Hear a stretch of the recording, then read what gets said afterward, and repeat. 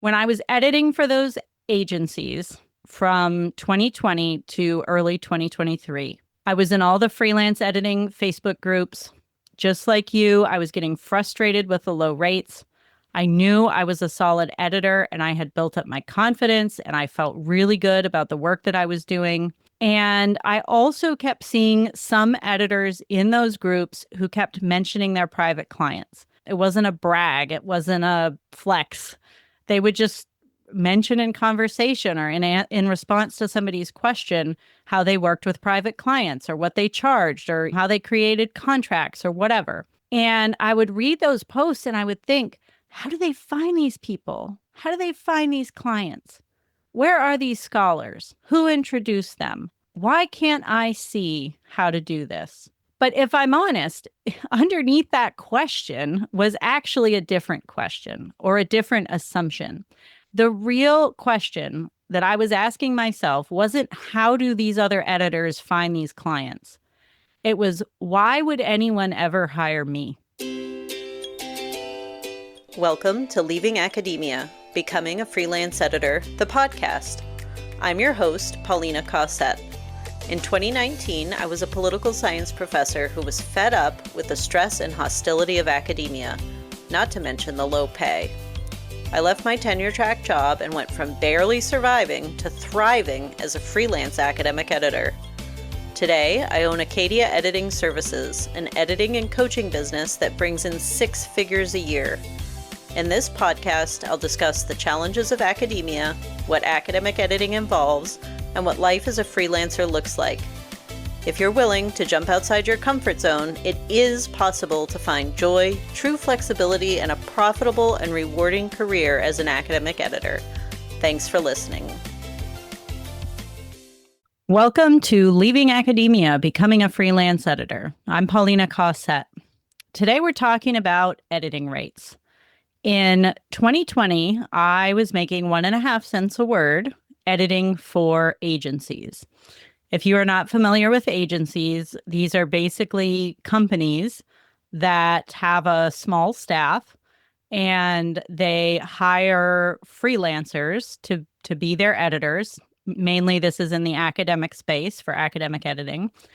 And they pay very low rates to these freelancers, even though they often require those freelancers to have a PhD. And people from all over the world will submit their paper online to this agency. The agency sends it out to an editor. The editor does the work and they send it back. And it is, for a while, at least, it has worked like a well-oiled machine. And I started out in editing agencies. It was a great place to start in 2020. It seemed like, from my perspective, there was a boom during COVID. And not just me, but I've heard from others as well that there was a bit of a boom during COVID where scholars were at home writing and submitting a lot of papers. And so it was a good, solid place to start out as a professional editor and be able to transfer my experience as an academic author and publishing into the world of professional editing without getting an editing certificate. But if you are in this world, you know that things have changed over the last 5 or 6 years. And what I'm going to talk about today is the rates that agencies pay their freelance editors and why so many freelancers seem to be stuck working for these agencies instead of branching out and attracting their own private clients. I'm also going to give some tips on how you can branch out and start to land those private clients that pay much better rates. And I'll be honest, this is going to be kind of a raw episode. I am not mincing words here. I'm giving my true thoughts on what's going on in this situation. So to preview this, I'll tell you that in 2020, like I said, I was making 1.5 cents a word editing for agencies. And that is the same rate that people are getting today for these same agencies. It hasn't changed. But once I started working for private clients, I was making 4, 5, or 6 cents a word And now that I've been doing it for a while, I make up to 8 cents a word working for those private clients. And so there is clearly a significant difference and a huge benefit to you for going out on your own and learning marketing and attracting private clients, because it is the same work, it requires the same skill set, but you're earning 4 times or more than you do for these agencies. And I want to come back for a second to what I just said, that agencies, at least as far as I know, and I hear quite a bit from folks in the industry who are working as freelancers, those rates that they are paying their freelancers have not changed since 2020. And I know for a fact that one of the companies I worked for starting back then is still paying just 1.5 cents a word. So they have not raised their rates over that entire time. So today I want to do something that I think the editing world is strangely squeamish about. Maybe it's carried over from our years in academia, but I'm going to talk about real numbers and real pay. And we're just going to lay it all out there, what you can make from agencies, what that translates to for specific projects. Particularly, I'm going to use the example of a 50,000 word dissertation, what you can earn for that same project from a private client who pays you better, and why I think that gap exists and how I think we can close the gap, how we can help you overcome that. So let's start by digging more into the pay range. I think a lot of editors out there have only ever seen agency rates. And for some reason, many of you are convinced that this is as good as it's going to get. And I want you to know that that's not true. Most agencies that I have seen pay somewhere between 0.5 cent per word and 1.5 cents per word. Of course, I'm talking US currency here. That is the bulk of the market. And if you happen to land at one of these boutique agencies that's smaller and maybe has a bit higher requirements for hiring their freelancers, you might get 2 cents a word. I was surprised when I found that out. I thought they would pay better, but from what I've heard, some of these boutique agencies pay just 2 cents a word. So what does that equate to on a real project? Let's take a 50,000 word dissertation.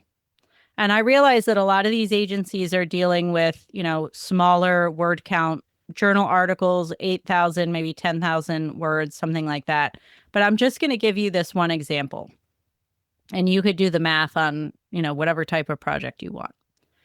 At the low end of these agency rates, at this 0.5 cent per word, if you edit a 50,000 word dissertation, you will earn $250.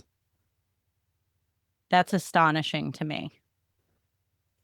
At the higher end for the agencies, if you're making 2 cents a word, you will earn $1,000 on a 50,000 word dissertation. And that's what you get for the entire job for probably 25 to 30 hours of work. For some people, it could be even longer, but that's the ballpark I'm going with. That's around 1,500 to 2,000 words an hour editing speed. And so if we do the math on that, that works out between $10 and $40 an hour. That is unacceptable. And look, I understand the appeal of working for these places. You get hired by them and suddenly the work shows up. You don't have to go out and find it. Somebody else is filling the pipeline and you just sit down and you crank out the edits, and that is the part that you like to do, so it's fine. And the steady paycheck starts coming in. And it's good. It's fine, right? If you are a good editor and you consistently return projects on time, the agency keeps sending you more work. And often it's as much work as you want. So you're busy, and busy feels good. You feel like you're doing this the right way, the way that you're supposed to. But before you know it, you are looking back at the last 12 months of your work, and you've been cranking away that whole time, but you're probably barely cracking $40,000 a year, if that. And you've been putting a lot of sweat and tears into this work. and it's not giving you the payoff that you were expecting or that you were hoping for. And year after year after year, that gets really, really frustrating and really discouraging. And so the purpose of this episode is to show you what else is possible for you. It is to share my experience of leaving agency work behind as I started attracting more and more private clients. And it is to share how dozens of people in my program, Becoming an Academic Editor Coach, BAE, they are skipping the agency racket altogether because they're learning upfront at the start of their business how to market themselves properly from the beginning. And here's an important point that I think often gets overlooked. We talked about how these agencies have not been raising their rates. Well, think about what it means when a company never raises their pay. It doesn't mean they can't afford to. It means that they haven't had to raise their pay. It means that they have found a reliable supply of skilled people, and in this case, it's mostly PhDs, who work for them because they simply accept that pay. So that agency has absolutely no reason to offer more. There is a constant supply of PhDs willing to accept that low rate. That, for me, is exploitation. And I'm sorry if this offends anybody, but the thing that makes me really mad is when I see a very large contingent of editors out there who rabidly make excuses for this system. I see posts like this all the time. These editors insist that agencies and the presses that pay these similarly low rates, they say that these are the only options for finding work. And anybody who says otherwise, anybody who says that's wrong, you can attract private clients, you can make more money, they get attacked. Ask me how I know. You get attacked for saying that this is not the only option, that there are better ways to make money in this business out there. And these people, these editors in these groups, they insist that everybody is using AI now, and there's no way you can get a private client, like a professor or a grad student, to pay you to edit their writing. And when I share that I'm not the only one who does this, but also that numerous people in my program who, by the way, are brand new to professional editing, they are just starting their businesses, and they are getting paid 5 and 6 cents a word from lovely clients who treat them well and are grateful for their help. Those people, these keyboard warriors on the other end of the group, say that this is a lie and that there's no way it could possibly be true. And my friends, I have to be real with you. Those people who are so angry about not being able to make ends meet from those low agency rates, by insisting that it's not possible to make more money, and by spreading this garbage to other new editors and making them believe that 1.5 cents a word is the best they'll ever get, they are part of the problem. They are the ones who are perpetuating this system and making it possible for the agencies to continue to underpay. Because, and this is exactly the problem we see with academia, when we convince ourselves that it's not possible to have better, to make more money, to work less and still live comfortably, when we convince ourselves of that lie, then we don't try to find better options. We throw our hands up in the air and give up, and we just continue to take the scraps that are thrown to us.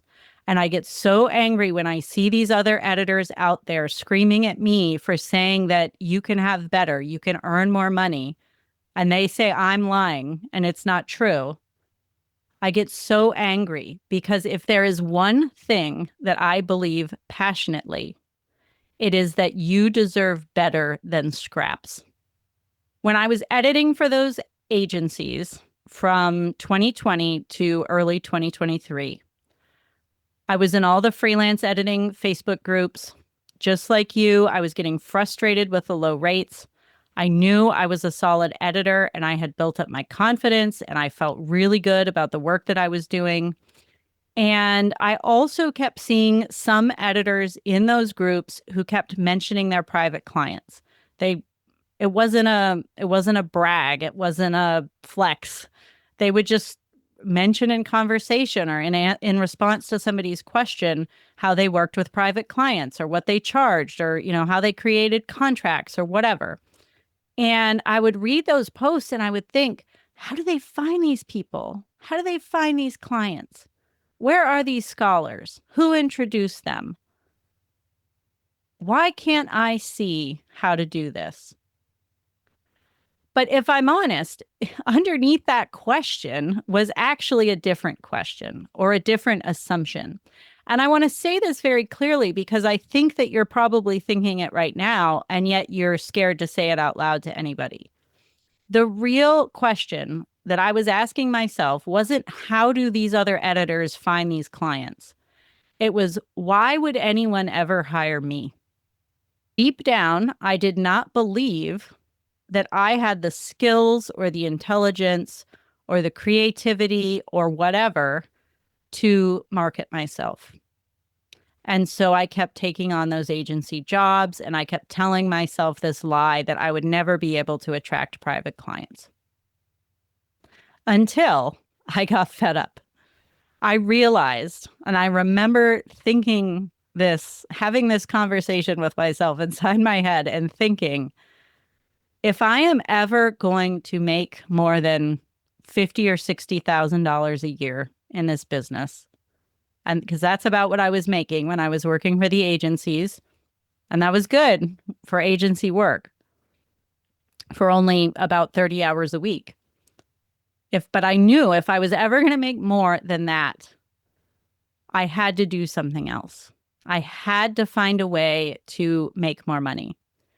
And I searched and searched for agencies and presses that paid better. They don't exist, I promise you. I mean, I'm happy to be proven wrong on that. So let me know if I am. But I searched and I searched. And when I realized that I could not find any agencies or presses that paid better than about 2 or 3 cents a word at the most, I realized I had to learn marketing. And I started teaching myself marketing. I listened to hours and hours of podcasts. I read books on marketing. I started experimenting. I racked my brain day and night thinking about where can I find my ideal clients online. I spruced up my website. I used the StoryBrand framework, and I talk about this in episode 90 of the podcast. You can go to that to hear me explain how to set up your website. That was key. That was really important because when people came to my website, they started being convinced that they should reach out to me. I put my name on what I call ETD lists, electronic thesis and dissertation offices. Every university in the US has one of these, a formatting office, and many of them provide lists for their students to look at if they want to hire an editor. And I got listed on those, and I had a ton of work come in from those. I started sending cold emails. And I just was hustling. I was working hard. I was being creative, and I figured it out. Things started working, and I started doing more of what was working. And then, thanks to my dear friend, Katie Ferris, who has this lovely workshop, I listened to that workshop and I raised my rates. And I think I had been charging my first clients around 3 cents a word, my private clients when they first started coming in. And then in 2024, I raised them to around 5 cents a word. And that is when I hit my first $10,000 month. And that was all from editing. That wasn't from any coaching. It was a lot of work. I think I worked probably 30 to 35 hours that month, and it was intense because editing is intense work. But I did it. And I had more inquiries coming in than I could handle. And I went to 6 cents a word, and then 7 cents a word, and then 8 cents a word, little by little. And as I made more, I had to work less. And the thing I want you to notice about that story is what changed and what didn't. My editing didn't get better. I was already a good editor. I was already a fast editor. I'd been good and fast the whole time that I was earning 1.5 cents a word. But what changed was that I learned how to be found and how to talk about what I was worth. So let's compare these rates. I teach editors in my program to charge 4 cents a word to copy, edit, and format a dissertation. That's for people who are brand new to professional editing who are just launching their business. For a journal article, they charge 5 cents a word or more. And of course, as they get more experience, they can raise their rates. There is a bit of a cap on dissertations because many grad students can't afford more. I have been paid by grad students 6 cents a word to edit their dissertation. So they exist. There are people out there who will pay more for a dissertation edit. But that's the range that I tell people to start at. Now, let's go back to that same 50,000 word dissertation that we talked about before. And we said through an agency, you would get between $250 and $1,000, depending on what they pay, from 0.5 cent to 2 cents a word. From a private client at 4 cents a word, you would get $2,000. Your hourly rate would go from $10 to $40 an hour to around $60 to $80 an hour. And again, that's for about 25 to 30 hours of work with an editing speed of about 1,500 to 2,000 words per hour. The same manuscript, the same skills, the same number of hours in the chair staring at the screen. Now, say you're trying to earn $4,000 a month. At 1.5 cents a word, that's 267,000 words every month. That's a lot of work to have to bring in. At 4 cents a word, it's 100,000 words. That's roughly 2 dissertations or a book. Maybe it's 10 articles. Whatever you work on, you can do the math. Now, let me ask you, do you think if you had the right marketing training and a clear message to share with your ideal audience, that you could convince the equivalent of 2 dissertation students to have you edit their work each month? I think you can. I know you can. I see brand new people doing it every day. And so that you know, I'm fully aware of the differences between agency work and working for private clients. Yes, landing private clients requires you to find the clients. That's not nothing. It is work. It is extra time in your schedule during the week. It takes hustle. But it's not impossible. It's not even improbable. And all that time that you're spending staring at the screen, editing those extra 167,000 words, you could spend that time on marketing, which is in many ways less stressful. It's not always fun. Marketing is not always fun. Sometimes it's frustrating too, but at least you have control. You have control over your business. You get to work with better clients. You're not always glued to the screen staring at a Word document. And, you know, this bit tends to be a sticking point for a lot of people. I know what happens in a lot of editors' minds when I say you can earn 5 or 6 cents a word. It isn't excitement. It isn't a realization of like, oh, wow, that's possible. I'm thrilled to hear that. No, it's a flinch. When I say you can earn 5 or 6 cents a word, it's a flinch. And you think, sure, your students charge that. You charge that. You all probably have fancy clients. They probably get referrals from people who have plenty of research funds. But I don't have those connections. I don't have people to refer me to those kinds of people. Nobody's going to pay me 4 to 6 cents a word to edit their dissertation or article. And I know people think that because I've had people tell me that exact thing. When I tell them it's possible to make this money, they tell me, oh, you probably just got a bunch of referrals. And my friends, this is the God's honest truth. When I started attracting private clients, I got 1 client through a referral. 1. My best friend shared my information with her colleagues and grad school friends in her network, and exactly 1 of them hired me. The client is lovely. I still work with her now years later, But I did not build my business to 100,000 a year through referrals. So that is not it. The people, those of us out here who are landing these clients, it is not because we know people. And the vast majority of people in my program are not getting their work through referrals or through friends. They're getting it through hustle, and they're getting it through smart, effective marketing. And I also want to take apart this line of thinking even further because it is built on a factual error that is doing real damage to your income. And that is, your clients are already paying these rates. When you edit a dissertation from an agency, the agency is charging those clients somewhere around 4 cents a word. I went to some websites when I was preparing for this episode. I went to agency websites where I know what they pay their editors because I know editors who work there. And those editors are making that 0.5 cent to 1.5 cents a word rate. And I went to those websites as if I was going to be a customer, and I used their little pricing calculators to get quotes on a 50,000 word dissertation. You put in 50,000 words, you choose the standard edit that's without a fast turnaround time, without any bells and whistles, and they quote between $1,800 and $2,000.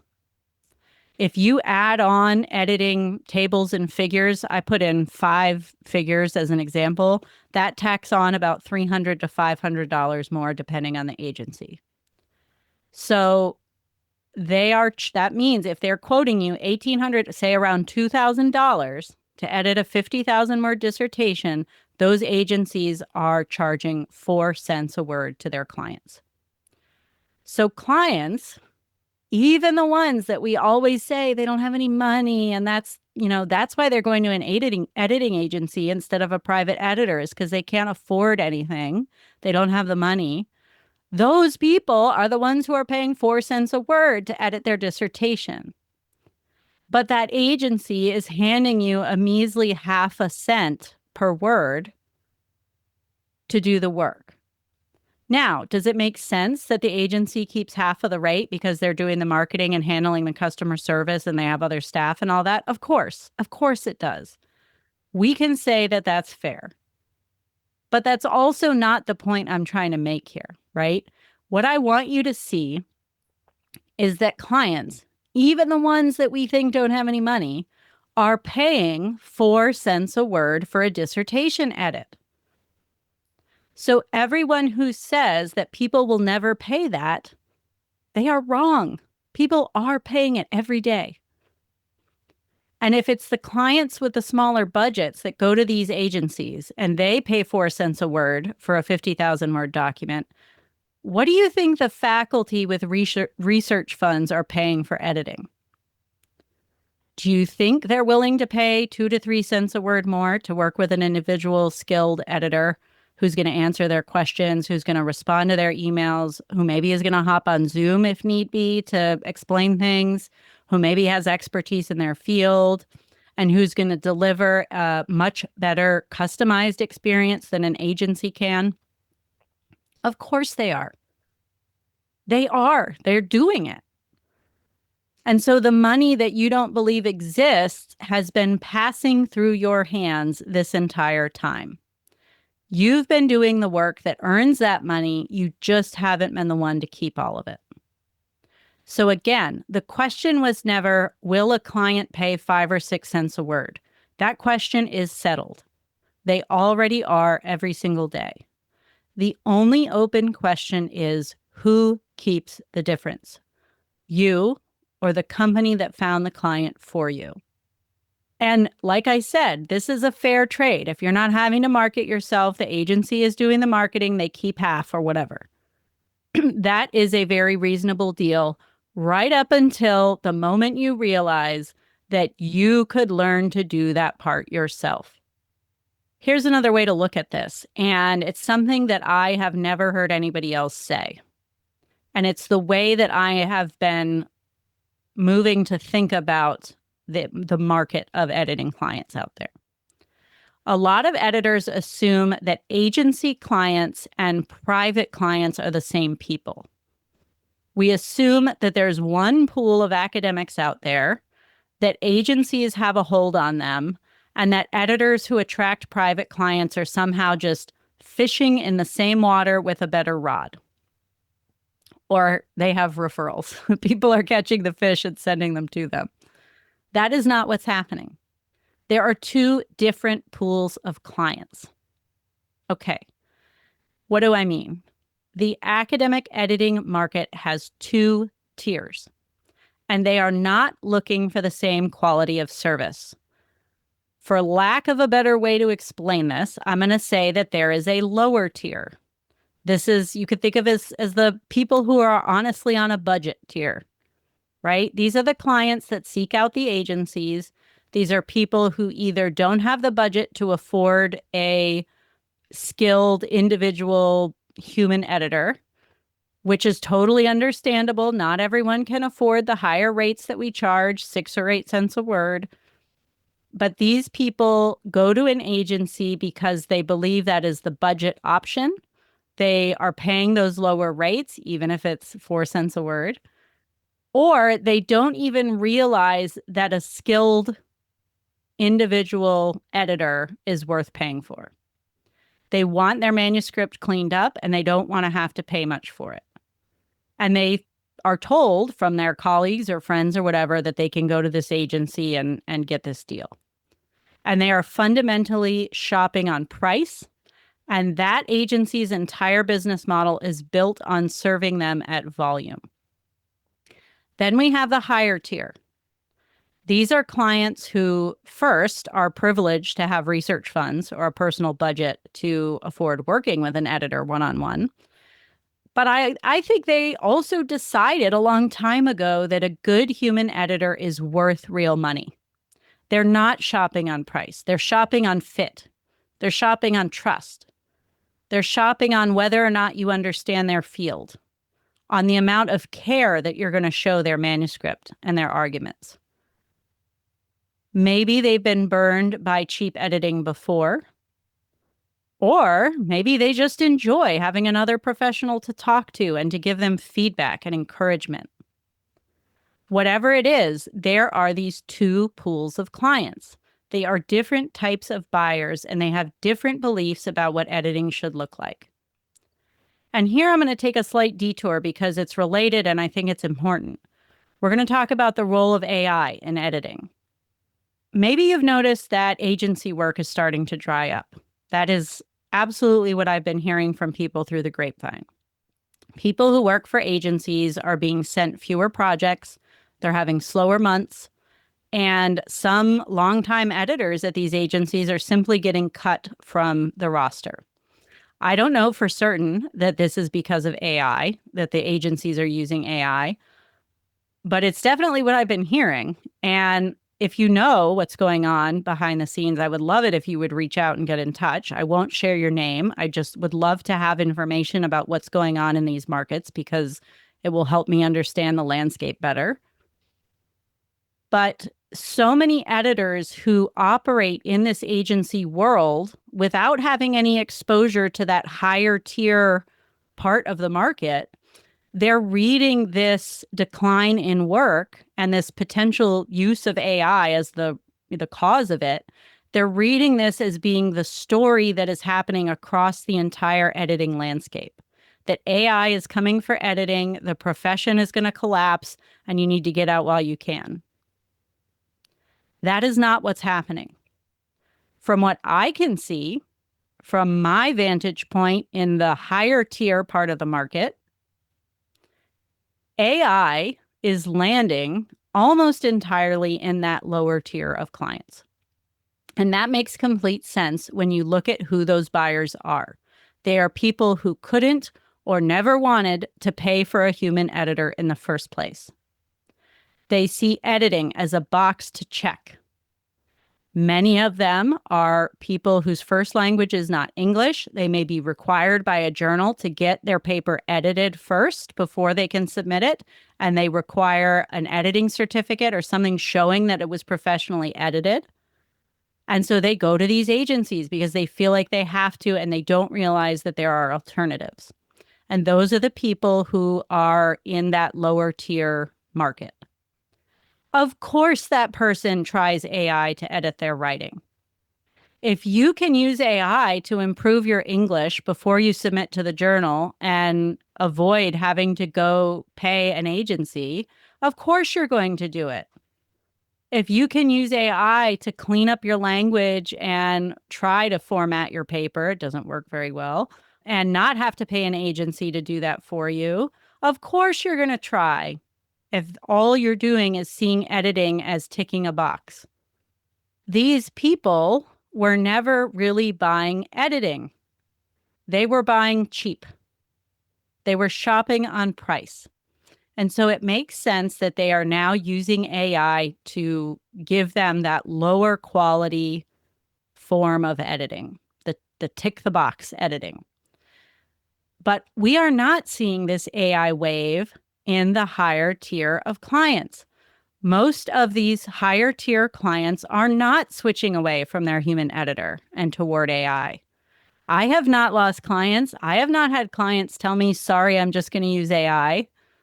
I have not had the clients who sent me work consistently still send me work. And even if these people do experiment with running their paper through an AI tool, they are quickly realizing that this is a terrible mistake. We've seen post after post on LinkedIn where people are talking about how they they ran their article through an AI tool. It seemed to do a good job. And they submit it to the journal and they found out that when the article went for either peer review or to be copy edited by humans at the journal before it got published, the AI had inserted hallucinated references. And this is embarrassing. Nobody wants to be that scholar who gets caught using AI in their paper. That's embarrassing.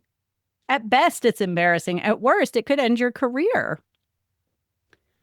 And so even if there are some people in this higher tier who are experimenting with AI to edit for them instead of hiring their editor, they are quickly realizing that that is a bad mistake.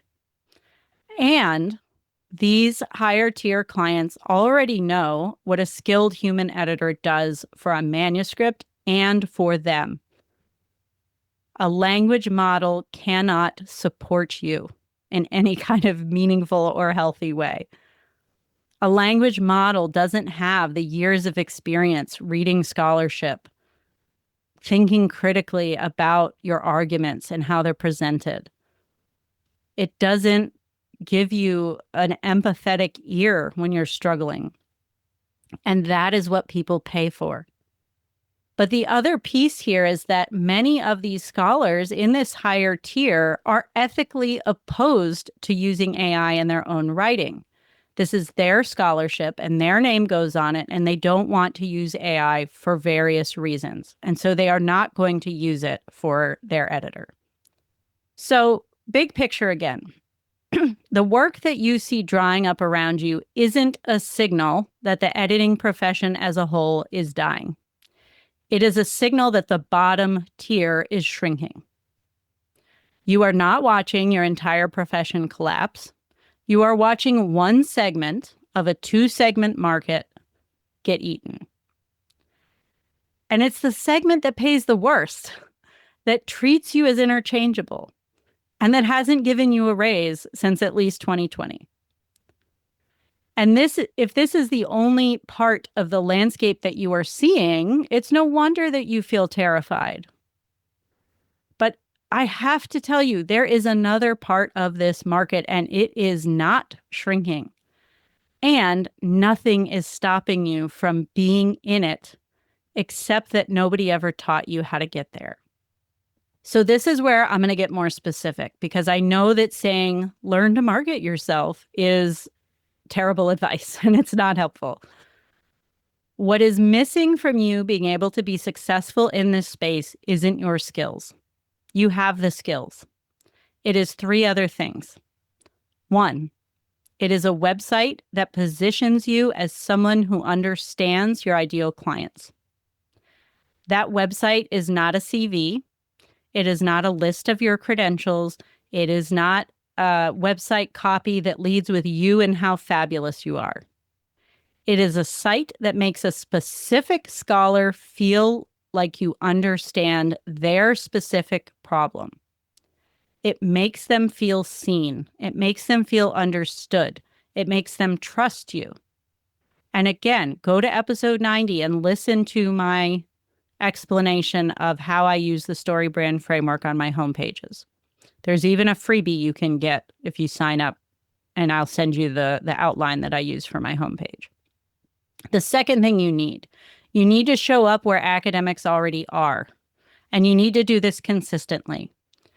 You cannot have a burst of activity in a panic month and then go silent when some work comes in. The editors that you see in these Facebook groups and me talking all the time about how you can make more money, we're not lucky.